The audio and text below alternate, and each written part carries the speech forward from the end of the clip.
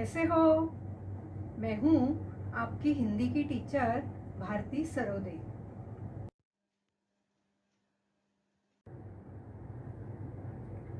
नमस्ते बच्चों। कोविड-19 के इस मुश्किल दौर ने हमें अपने घरों में रहकर अपना कार्य करने के लिए मजबूर कर दिया है, लेकिन बृहन्मुंबई महानगर पालिका ने आपके लिए इस चैनल के द्वारा पढ़ने का अवसर दिया है। इस चैनल द्वारा आपके लिए वीडियो बनाए जाते हैं जिसमें आपका पाठ, उसका शीर्षक तथा उसके नीचे दिए गए स्वाध्याय सभी दिखाई देंगे, जो आप घर बैठकर ही अपना अध्ययन पूरा कर सकोगे।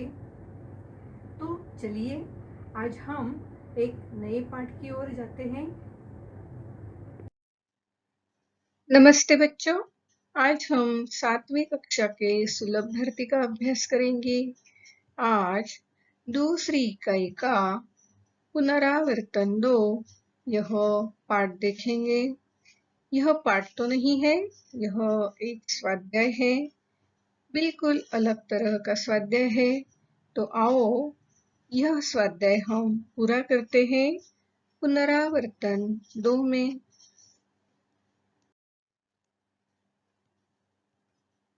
निम्नलिखित शब्दों में कौन से पंचमाक्षर छिपे हुए हैं, सोचो और लिखो।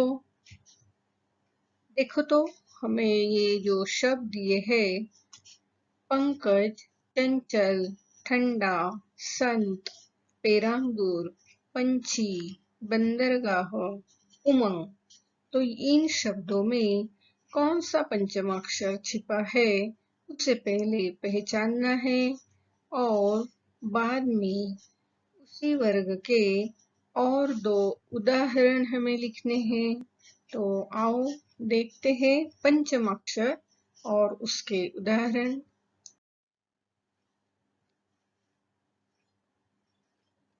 देखो तो पहला शब्द है पंकज, उसमें छिपा पंचमाक्षर है ग, कंगन और तरंग, ये 2 अन्य उदाहरण हैं। दूसरा शब्द है चंचल, उसमें छिपा है कंगन, मंचन, यह उसके 2 उदाहरण हैं। तीसरा शब्द है ठंडा, उसमें छिपा है न और उसके उदाहरण हैं कंठ, घमंड। चौथा शब्द है संत, जिसमें छिपा है पंचमाक्षर न और उसके उदाहरण हैं अंत, बंदूक। पांचवा शब्द है पेरांगूर, जिसमें पंचमाक्षर छिपा है म, इसके उदाहरण विलंब, खंभा। छठा शब्द है पंछी, जिसमें छिपा है अ, पंचायत, पंजा। आगे का शब्द है बंदरगाह, जिसमें पंचमाक्षर है न और उसके 2 उदाहरण हैं चंदन, बंधन। और आखिरी जो शब्द है उमंग, उसमें छिपा है ग, गंगा, पंखा, ये 2 उसके उदाहरण हैं। तो इसी तरह ये जो शब्द है उसमें छिपा जो पंचमाक्षर है और उसी के 2 जो उदाहरण है आप अपने कॉपी में जरूर लिख लेना। प्रश्न दूसरा, पाठ्य पुस्तक में आए संयुक्ताक्षर युक्त 3 शब्द ढूंढो। उनके संयुक्ताक्षर बनने के प्रकारानुसार वर्गीकरण करो। उन शब्दों का अपने वाक्य में प्रयोग करो। तो आओ हमारे ये सुलभ भारती में आए हुए संयुक्ताक्षर और उनके वाक्य में प्रयोग करते हैं। आओ सबसे पहले संयुक्ताक्षर के बारे में जानकारी लेते हैं। संयुक्त 2 प्रकार के हैं, संयुक्ताक्षर और संयुक्त व्यंजन। तो संयुक्ताक्षर किसे कहते हैं, देखो तो जब 2 व्यंजन आपस में मिलते हैं तो एक नया व्यंजन वर्ण बन जाता है, इसे संयुक्ताक्षर कहते हैं। आओ कुछ उदाहरण देखते हैं। त और र मिलके त्र बनता है। क और श मिलके क्ष बनता है। श और र मिलके श्र बनता है। ज और ग बनके न्य बनता है। अब संयुक्त व्यंजन के बारे में जानकारी लेते हैं। कई बार दो व्यंजनों को जोड़ने से नया व्यंजन, नया अक्षर तो नहीं बनता, पर उससे पहले वाले व्यंजन को आधा लिखकर अगले व्यंजन के साथ जोड़ दिया जाता है, तो उसे संयुक्त व्यंजन कहते हैं। उदाहरण देखते हैं। बच्चा, सस्ता, तो यहाँ च को चो जोड़ा है और पहला च आधा लिखा है। सस्ता में स को त जोड़ा है और स को आधा लिखा है। तो इस तरह संयुक्त अक्षर और संयुक्त व्यंजन बन जाते हैं। तो आओ हमारे पाठ्य पुस्तक में आए कुछ संयुक्त अक्षर लिखते हैं। आओ हमारे पाठ में आए कुछ संयुक्ताक्षर युक्त शब्द देखते हैं। रक्तदान, शक्ति, वाक्य, पुस्तक, मनुष्य, सन्नाटा, बुद्धिमानी, लड्डू, छुट्टियां, प्रतिज्ञा, राष्ट्रपति, शर्त। तो इन सारे शब्दों का अब हम वाक्य में उपयोग करते हैं। देखो हम पढ़ते हैं संयुक्ताक्षर और उसका वाक्य में उपयोग। पहला शब्द है रक्तदान। हमारे द्वारा किया गया रक्तदान किसी का जीवन बचा सकता है। अगला शब्द है शक्ति। एकता की शक्ति से हर कठिन कार्य सरल हो जाते हैं। वाक्य, गुरुजी ने विद्यार्थियों को वाक्य भेद सिखाया। अगला वाक्य, पुस्तक। पुस्तक पढ़ने से हमें ज्ञान मिलता है। मनुष्य, प्रत्येक मनुष्य को सभी के साथ एकता, शांति और भाईचारे से रहना चाहिए। आगे का वाक्य, सन्नाटा। आधी रात को हर तरफ सन्नाटा था। बुद्धिमानी। तेनालीराम अपनी बुद्धिमानी से हर समस्या को सुलझा देते थे। लड्डू। रामदीन ने पुत्री के जन्मदिन पर पूरे गांव में लड्डू बांटे। छुट्टियां। सोहम की गर्मी की छुट्टियां शुरू हो गई। प्रतिज्ञा। भारत के सिपाही अपने देश की रक्षा करने की प्रतिज्ञा लेते हैं। राष्ट्रपति। राष्ट्रपति गणतंत्र दिवस पर बहादुर बच्चों को पुरस्कार देकर सम्मानित करते हैं। शर्त। राम ने दौड़ की शर्त जीत ली। उपक्रम। आगे का प्रश्न एक उपक्रम है। प्रतिदिन किसी अपठित गद्यांश पर आधारित ऐसे 4 प्रश्न तैयार करो जिनके उत्तर एक एक वाक्य में हो। तो अपठित गद्यांश इसका मतलब पहले हम जान लेते हैं। अपठित शब्द का अर्थ है जो पहले पढ़ा न गया हो। अपठित गद्यांश पाठ्य पुस्तकों में नहीं दिए जाते। ये ऐसे गद्यांश होते हैं जिन्हें आपने पहले कभी पढ़ा नहीं होता है। इस प्रकार के गद्यांश देकर उन पर आधारित प्रश्न पूछे जाते हैं। अपठित गद्यांशों के उत्तर देने से पूर्व निम्नलिखित बातों का ध्यान रखना चाहिए। दिए गए गद्यांश को कम से कम 2 या 3 बार अवश्य पढ़ लें। पूछे गए प्रश्नों के उत्तरों को रेखांकित कर लें। प्रश्नों के उत्तर पूरी तरह समझकर सरल भाषा में लिखें। भाषा व्याकरण सम्मत होनी चाहिए। उत्तर गद्यांश या काव्यांश से होना चाहिए। उसमें अपने विचार समाहित कर उत्तर नहीं देना चाहिए। सभी उत्तर देने के बाद उन्हें एक बार अवश्य पढ़ लें। आओ हमें जो गद्यांश दिया है उसे पढ़ते हैं। बढ़ती जनसंख्या ने अनेक प्रकार की समस्याओं को जन्म दिया है। रोटी, कपड़ा, मकान की कमी, बेरोजगारी, निरक्षरता, कृषि एवं उद्योगों के उत्पादनों में कमी आदि। हम जितना अधिक उन्नति करते हैं या विकास करते हैं, जनसंख्या उनके अनुपात में कहीं अधिक बढ़ जाती है। बढ़ती जनसंख्या के समक्ष सभी सरकारी प्रयास असफल दिखाई देते हैं। कृषि उत्पादन और औद्योगिक विकास बढ़ती जनसंख्या के सामने नगण्य सिद्ध हो रहे हैं। इन सभी बातों को ध्यान में रखते हुए जनसंख्या वृद्धि पर नियंत्रण की अति आवश्यकता है। इसके बिना विकास के किए गए सभी प्रकार के प्रयत्न अधूरे रह जाएंगे। आओ इस गद्यांश पर जो प्रश्न दिए गए हैं उनके उत्तर लिखते हैं। निम्नलिखित प्रश्नों के उत्तर एक वाक्य में लिखो। पहला प्रश्न, बढ़ती जनसंख्या ने किसे जन्म दिया है?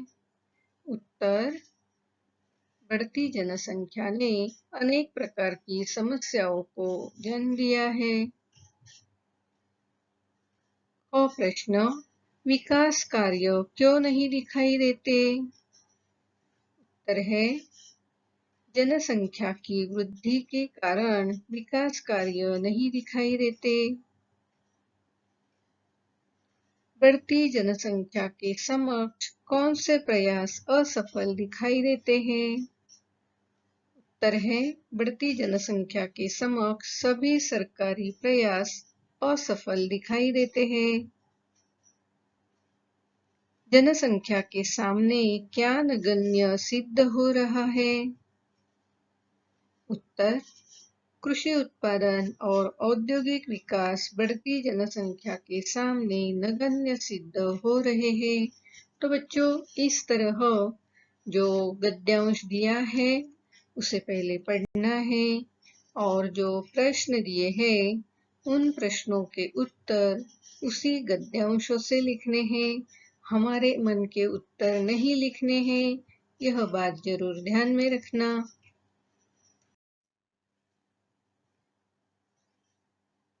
उपक्रम, प्रति सप्ताह विद्यालय की विशेष उल्लेखनीय घटना सूचना पट्ट पर लिखो। देखो, हमारे स्कूल में कभी कभी कोई उपक्रम होते हैं, कार्यक्रम होते हैं और उसकी सूचना फलक पर दी जाती है। तो आओ इसी तरह की एक सूचना हम सूचना फलक से पढ़ते हैं। आदर्श विद्यालय सूचना, अंतर विद्यालय हिंदी वाद विवाद प्रतियोगिता। सभी विद्यार्थियों को बड़े हर्ष के साथ सूचित किया जाता है कि हमारे विद्यालय में अंतर विद्यालय हिंदी वाद विवाद प्रतियोगिता का आयोजन किया जा रहा है। दिनांक 15 जनवरी 2021। स्थान विद्यालय का मंच। समय सुबह 11 बजे। विषय ऑनलाइन पढ़ाई के फायदे और नुकसान। अधिक जानकारी के लिए संपर्क करें क ख ग अध्यक्ष हिंदी साहित्य सभा। अगला उपक्रम है, प्रत्येक सत्र में ग्राफिक्स, वर्ड आर्ट आदि की सहायता से एक एक विषय पर विज्ञापन बनाओ। तो बच्चों, ग्राफिक्स और आर्ट वर्ड ये आपने कंप्यूटर क्लास में जरूर पढ़ा है। आपकी कंप्यूटर टीचर ने आपको ये सब बातें सिखाई है, तो वर्ड आर्ट और ग्राफिक्स में आप कुछ विज्ञापन तैयार करने हैं। आओ मैं आपको कुछ उदाहरण दिखा दूं कि किस तरह के विज्ञापन बनाए जाते हैं। देखो तो ये कुछ विज्ञापन है, ध्यान से देखना। पहला विज्ञापन आइसक्रीम का है, दूसरा विज्ञापन पूजा, धूप एवं अगरबत्तियों वाला है, तीसरा विज्ञापन निर्मल साबुन का है और चौथा विज्ञापन खुशहाली मोमबत्तियों का है। तो इस तरह अलग-अलग विज्ञापन आप हमेशा टीवी पर देखते हो और रेडियो पर सुनते हो और बहुत सारी चीजें जो है आप रोजमर्रा उनका उपयोग करते हो, इस्तेमाल करते हो। तो इसी तरह किसी भी एक चीज को ध्यान में रखकर उसकी इस तरह विज्ञापन तैयार करने हैं। तो आप जरूर इस तरह की अलग-अलग विज्ञापन तैयार करेंगे। विज्ञापन तैयार करते समय वह पढ़ने वाले ग्राहक को आकर्षक लगनी चाहिए। विज्ञापन को पढ़कर ग्राहक को ऐसा लगना चाहिए कि ये चीज जो है, ये वस्तु जो है, ये तो मुझे खरीदनी ही चाहिए। इतनी आकर्षक विज्ञापन अगर आप बनाओगे तो जरूर आपके पास ग्राहक चले आएंगे। विज्ञापन का उद्देश्य तो यही होता है कि ग्राहकों का मन आकर्षित करना और उन्हें उस वस्तु का महत्व बताना। तो आओ और भी कुछ विज्ञापन देखते हैं।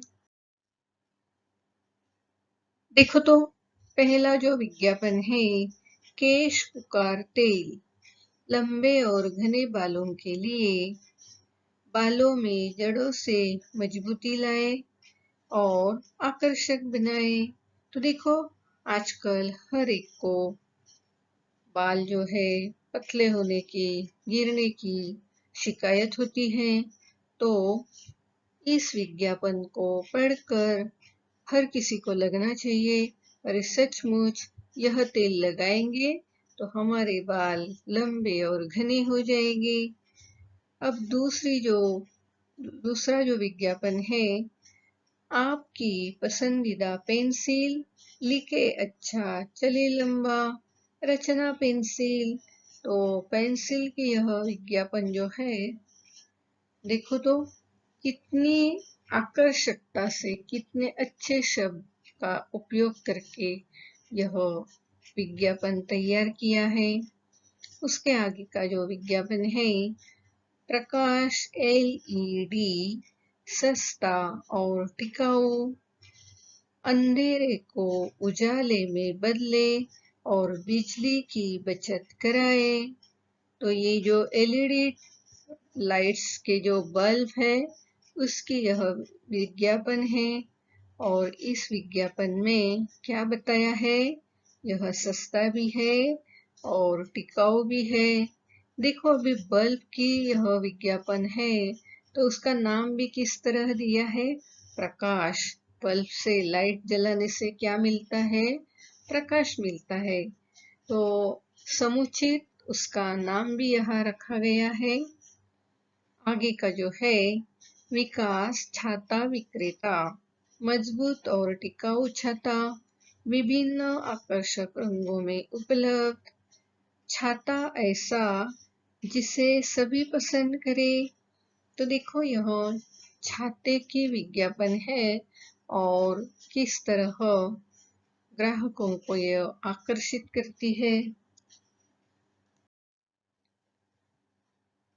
मोहित बैग, आकर्षक रंग और डिजाइनों में, क्या आप सफर पर जा रहे हैं, सुंदर मजबूत, पेश है आपके लिए, 3 बैग खरीदने पर चौथा फ्री, शर्तें लागू।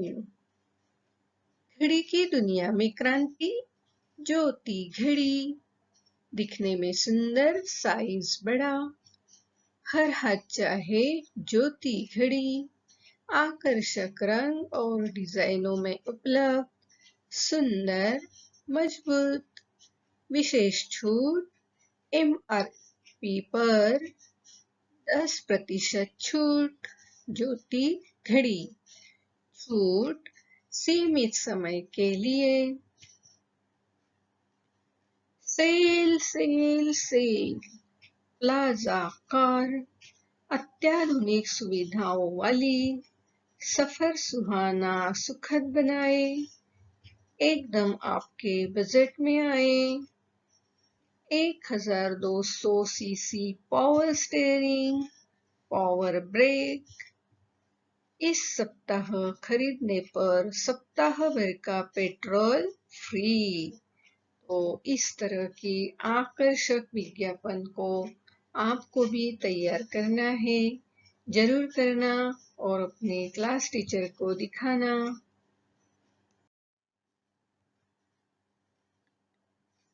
आगे एक प्रकल्प दिया है। हिंदी की महिला कवयित्री संबंधी जानकारी पर आधारित व्यक्तिगत अथवा गुट में प्रकल्प तैयार करो। तो हमें क्या प्रकल्प तैयार करना है? महिला कवयित्री संबंधी प्रकल्प तैयार करना है। तो आओ देखते हैं प्रकल्प कैसे तैयार करते हैं।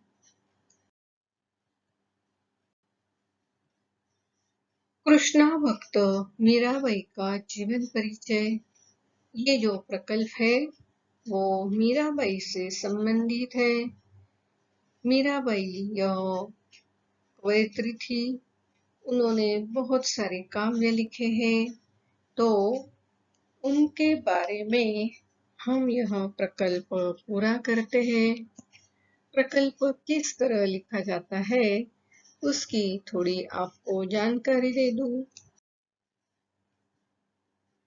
जीवन परिचय मीराबाई। पहला, जन्म सन 1498 ई, जन्म स्थान मेड़ता राजस्थान, पिता एवं माता रतन सिंह राठौर तथा वीर कुमारी, दादा राव दुदा, विवाह 1516 ई में राणा सांगा के पुत्र भोजराज से हुई थी। गुरु संत कवि रैदास, मीरा की भक्ति, कांता, माधुर्य, दाम्पत्य भाव की। निधन सन 1560 में द्वारका में हुआ। तो मीराबाई ने जो बहुत ही सुंदर काव्य लिखे हैं उनमें से कुछ काव्य हम देखते हैं। मीराबाई कवयित्री थी, तो आओ इनकी कुछ रचनाएं पढ़ते हैं। ये जो पहला है बहुत ही सुंदर भजन है, मीराबाई ने लिखा है।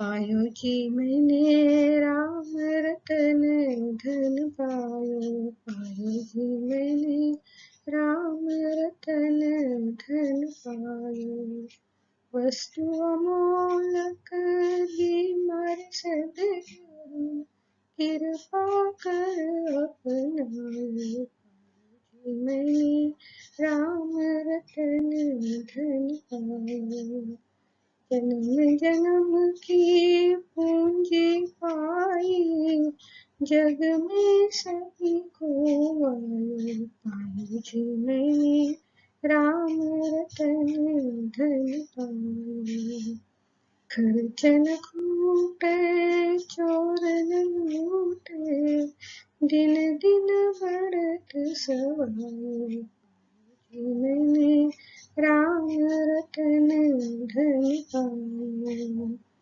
सत की नाव खेवटिया सदगुरु, भव सागर कर आयो, मैंने राम रतन धन पायो, मीरा के प्रभु गिरधर नागर, हरख हरख जस पाया राम रतन धन पाया। और ये जो दूसरी रचना है उसे हम पढ़ते हैं। हरि तुम हरो जन की भीर, द्रौपदी की लाज राखी, तुरंत बढ़ायो चीर। भगत कारण रूप नरहरि, धरयो आप शरीर। तो इस तरह की रचनाएं मीराबाई ने बहुत सारी की है। बस आज इस प्रकल्प के दौरान हम उनकी कुछ रचनाएं यहाँ दे रहे हैं, सभी के सभी तो नहीं दे सकते।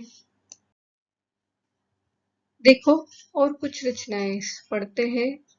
मेरे तो गिरधर गोपाल दूसर न कोई, जाके सिर मोर मुकुट मेरो पति सोई। मीराबाई के पद और दोहे अर्थ सहित ऐसे बहुत सारी उपलब्ध है जिसे पढ़कर हम उसके अर्थ समझ सकते हैं। आगे का जो पद है, दरस बिनो दुखन लागे नैन, जब से तुम बिछुड़े प्रभु मोरे, कबहु न पायो चैन। ये एक अलग सी रचना है मीराबाई की। पूरी दुनिया मोह माया में खोई हुई है मेरे कान्हा, बस मैं ही हूँ जिसे तेरी माया जकड़ न पाई। तो इस तरह की और भी कुछ रचनाएं देखते हैं। आओ मीराबाई की और कुछ रचनाएं पढ़ते हैं। प्रभु के रस में डूबकर वे खुद को भूल गई, प्रेम सीढ़ी लगाकर वे प्रभु संग झूम गई। आगे की रचना, एक ही दर पे सर झुके तो सुकून मिलता है, अक्सर भटक जाते हैं वो लोग जिनके सैकड़ों खुदा होते हैं। तो इस तरह की बहुत ही सरल और बहुत ही भक्तिपूर्ण ऐसी रचनाएं मीराबाई ने की हैं। तो उनका ये परिचय आगे की रचना में हम कर लेते हैं। त्याग कर राजपाट, वैराग्य जीवन को अपनाया, संसार के मोह से दूर हरि कीर्तन में अपना जीवन बिताया, खोकर अपनी सुध-बुध सारी कृष्ण भक्ति को अपने रोम रोम में बसाया, त्याग और समर्पण से अपने आराध्य की पूजा कर देवी जैसा स्थान था पाया, कृष्ण में विलीन होकर वो कहलाई कृष्ण दीवानी मीरा।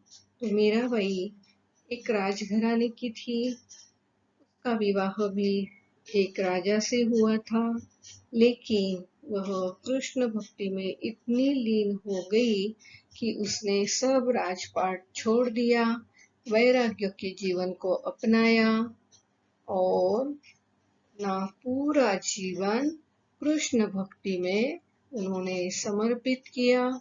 तो इस तरह यह जो मीराबाई है, कवयित्री है, इसके बारे में हमने ये प्रकल्प तैयार किया है। आप भी किसी और कवयित्री का इसी तरह का प्रकल्प तैयार करना है।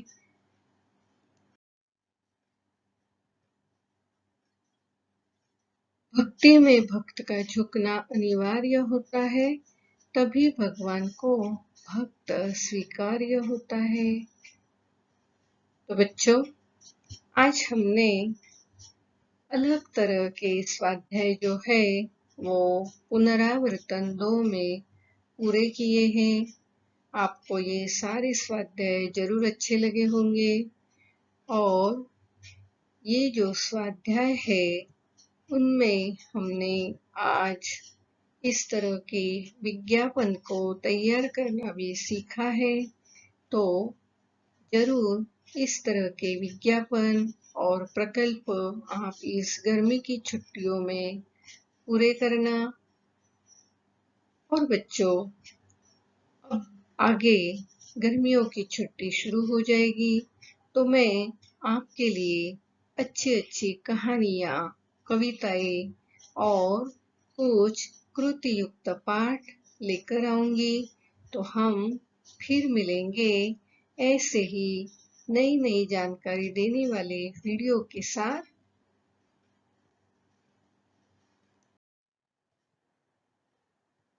मेरा ये वीडियो आपको जरूर पसंद आया होगा, तो लाइक कीजिए, शेयर कीजिए और सब्सक्राइब कीजिए। मेरा ये वीडियो ध्यान से देखने के लिए आप सभी को बहुत बहुत धन्यवाद।